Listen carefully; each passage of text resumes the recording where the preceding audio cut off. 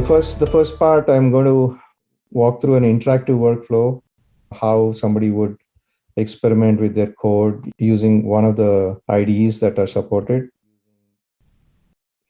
The IDEs that are supported are R-Studio and Jupyter Lab. So I'm going to use Jupyter Lab in this case. Call it MNIST here. The IDE enables you to specify which code you're going to use. Any code that you created is always available in the IDE that I'm going to walk through. So you can choose a framework. The framework defines what images to use. Different frameworks are available, frameworks and versions, or it could be a custom framework, in which case the user could provide a custom image. DCube also has a CI/CD workflow that allows the user to build these images. And when these images are built, they would be available in the dropdown when you choose custom, or you choose user could type in the repo URL of the image. So in this case, I'm going to configure the data set that I've created, MNIST,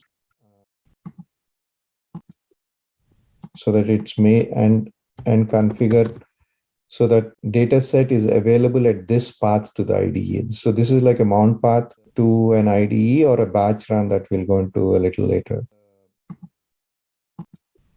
So once these are created, so I just want to make sure. So we've given it a name, which selected the image and selected the data set. So once we submit, it's going to take a few minutes for the image to be pulled on, pod to be launched, and for Jupyter Lab to be enabled in that pod.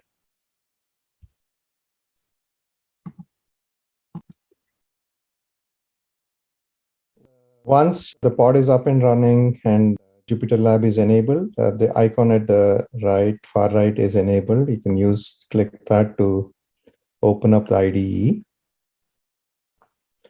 It opens up the IDE. I'm going to close these that were open at some point.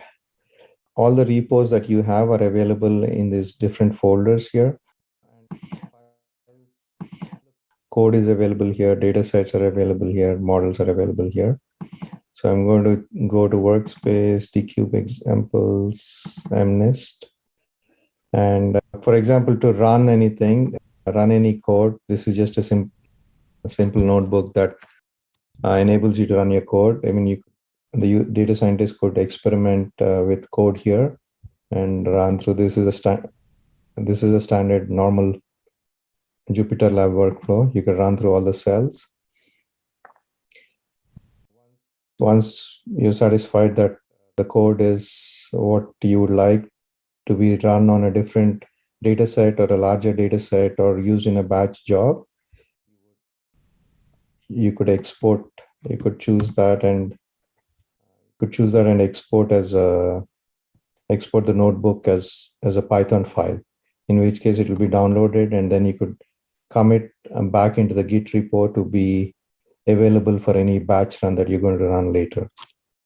And the one other thing I wanted to show was the data set that we configured when we launched the IDE is available at the mount path. So the mount path could be whatever the user configures.